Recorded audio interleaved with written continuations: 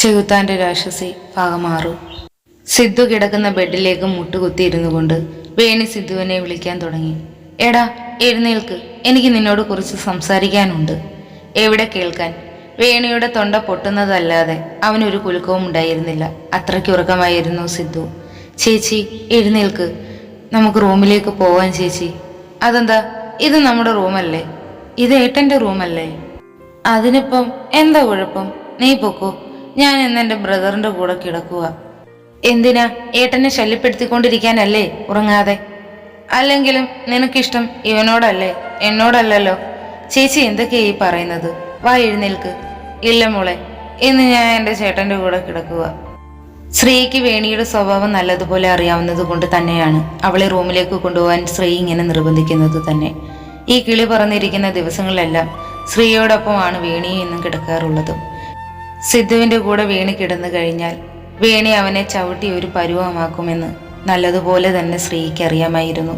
ശ്രീക്ക് പലവട്ടവും ഇത് കിട്ടിയിട്ടുള്ളതുമാണ്.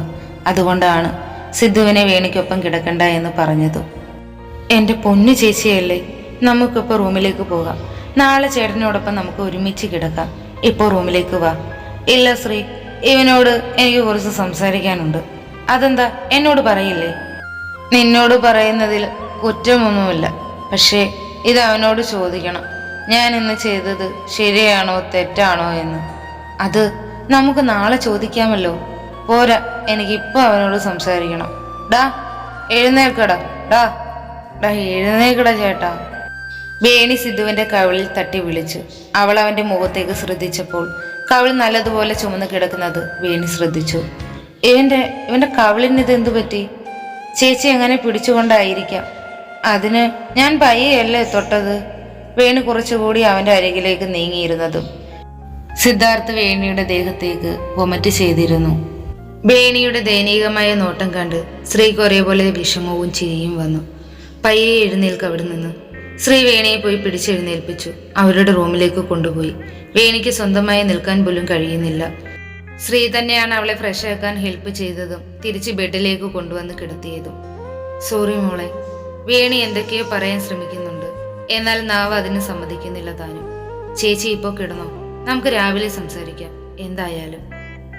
അവൾ തിരിച്ച് സിദ്ധാർത്ഥിന്റെ റൂമിലേക്ക് വന്നു. അവൻ ഛർദ്ദിച്ച് ബെഡ്ഷീറ്റ് മാറ്റി അവൾ തിരിച്ച് റൂമിലേക്ക് തന്നെ പോയി കിടന്നു. തന്റെ പ്രണയം തുറന്നു പറയാമെന്ന് തന്നെ ദേവ് തീരുമാനിച്ചു. ശ്രീ ക്യാമ്പിലേക്ക് വന്നതും അവൾ എന്താണ് പറയാൻ വരുന്നതെന്ന് പോലും കേൾക്കാതെ ദേവ അവളോട് പറഞ്ഞു. എടോ, നമുക്കൊരു സൈറ്റ് വരെ പോകേണ്ടതുണ്ട്, അത്യാവശ്യമാണ്. സാർ, കുറച്ച് പെൻഡിങ് വർക്കുണ്ട്, അത് കംപ്ലീറ്റ് ചെയ്തിട്ട്.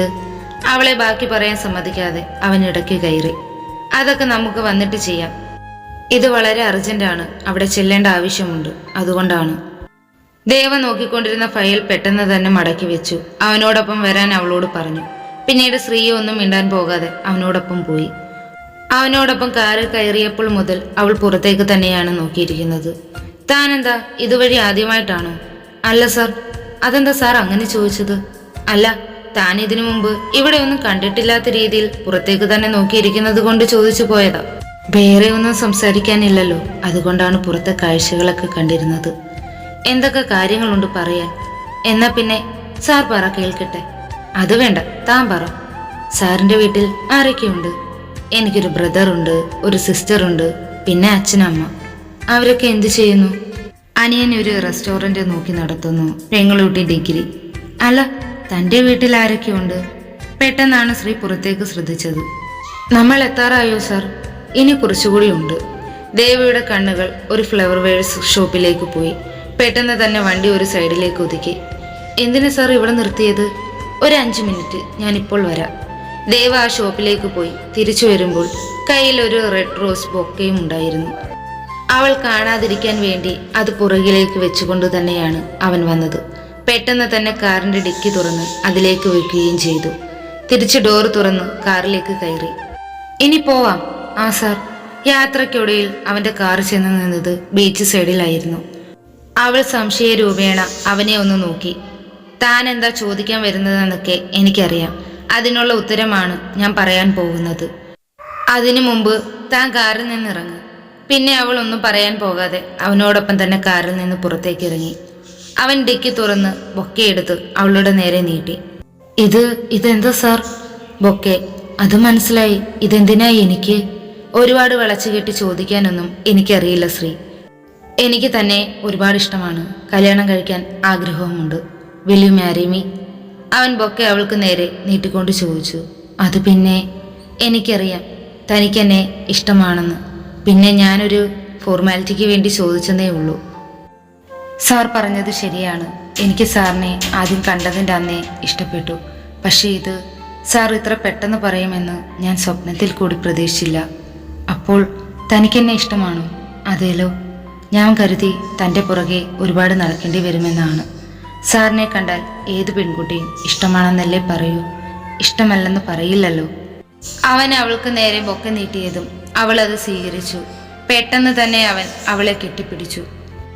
I love you Shri. ഞാൻ നിന്നെ ഒരുപാട് സ്നേഹിക്കുന്നുണ്ട് ശ്രീ. നീ ഇത്ര പെട്ടെന്ന് എൻ്റെ ഇഷ്ടം സ്വീകരിക്കുമെന്ന് ഞാൻ ഒട്ടും പ്രതീക്ഷിച്ചില്ല. ദേവ, വിടടാ എന്നെ. എവിടുന്ന് കിട്ടിയ ഒരു ശക്തിയിൽ ഹരി ദേവയെ തൻ്റെ മേലിൽ നിന്നും പിടിച്ച് തള്ളിയിട്ടു. എന്ത് വൃത്തികേടാണ് നീ കാണിക്കുന്നത്? ഉറക്കച്ചെടവോടെ ഹരി ബെഡിലേക്ക് എഴുന്നേറ്റിരുന്നു കൊണ്ട് ദേവിയോട് ചോദിച്ചു.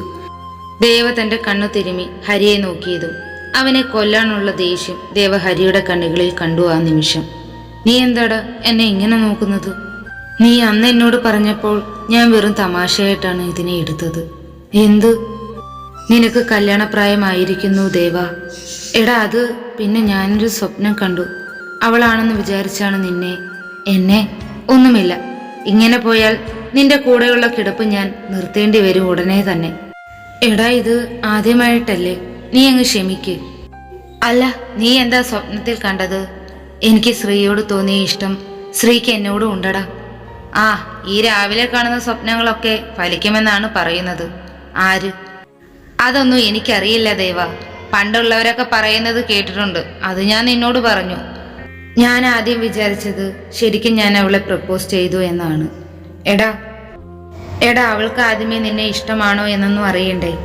അവളുടെ കല്യാണം ഉറപ്പിച്ചു വെച്ചിരിക്കുന്നതാണോ, അതോ ഇനി അവൾക്ക് വേറെ ഏതെങ്കിലും അഫെയർ ഉണ്ടോ എന്നൊന്നും നമുക്കറിയില്ലല്ലോ. ഇന്ന് ഓഫീസിൽ ചെല്ലുമ്പോൾ അതൊക്കെ ചോദിച്ചറിയാം. ആ പെൺകുട്ടി അവിടെ വന്നതിന് ശേഷം നീ ജോലിയിൽ ഉഴപ്പാൻ തുടങ്ങിയിട്ടുണ്ട്. പോടാ, അങ്ങനെയൊന്നുമില്ല. അച്ഛൻ പറഞ്ഞത് ഞാൻ ശ്രദ്ധിച്ചതാണ്. അച്ഛൻ അങ്ങനെ പറഞ്ഞു. അങ്ങനെ പറയുന്നത് പോലെ എനിക്ക് തോന്നി. നിനക്ക് തോന്നിയതല്ലേ ഉള്ളൂ? അതെ, തോന്നുകയേ ഉള്ളൂ. അല്ലാതെ അച്ഛൻ അങ്ങനെയൊന്നും പറഞ്ഞില്ലല്ലോ. അയ്യോ, ഞാൻ ചുമ്മാ തമാശ പറഞ്ഞതാ. നീ ഇങ്ങനെ ദേഷ്യം നോക്കേണ്ട ആവശ്യമൊന്നുമില്ല അതിന്. ഹരി പിന്നെ ഒന്നും മിണ്ടാതെ ഫോണും എടുത്ത് പുറത്തേക്ക് പോയി. എത്രയും പെട്ടെന്ന് തന്നെ എൻ്റെ ഇഷ്ടം ഞാൻ തന്നെ അറിയിച്ചിരിക്കും. അറിയിച്ചാൽ ഏട്ടന് കൊള്ളാം. ആ, നീയോ? അല്ലാതെ ഏട്ടത്തേക്ക് ഇങ്ങോട്ടേക്ക് വരാൻ പറ്റത്തില്ലല്ലോ. നിനക്ക് കോളേജിൽ പോകണ്ടേ? അത് എനിക്ക് കോളേജിൽ പോകണമല്ലോ. പെങ്ങൾക്ക് വേറെ എന്തെങ്കിലും അറിയാനുണ്ടോ? ഇല്ല. എന്നാ പിന്നെ എന്നെ രാവിലെ ചൊറിയാൻ നിൽക്കാതെ മര്യാദയ്ക്ക് അവിടെ പഠിച്ചോ നീ. അല്ലെങ്കിൽ അറിയാലോ എൻ്റെ സ്വഭാവം നിനക്ക് നല്ലതുപോലെ. അറിയാൻ നന്നായി തന്നെ. എന്നാ ഞാൻ പോവുക. വെറുതെ എന്തിനാ രാവിലെ തല്ലു കൊള്ളുന്നത്? പുറത്തേക്ക് ഇറങ്ങിയപ്പോൾ വേദി പറഞ്ഞു. നീ എന്താ പറഞ്ഞതെന്നൊക്കെ ഞാൻ കേട്ടു. ഓ, ആയിക്കോട്ടെ. തുടരും. ഈ ഒരു സ്റ്റോറി നിങ്ങൾക്ക് ഇഷ്ടപ്പെട്ട like, comment, share and subscribe ചെയ്യാൻ മറക്കരുത്. ബാക്ക്ഗ്രൗണ്ടിൽ നോയിസ് ഒക്കെ കേൾക്കാം. സോ അതൊന്നും ശ്രദ്ധിക്കണ്ട.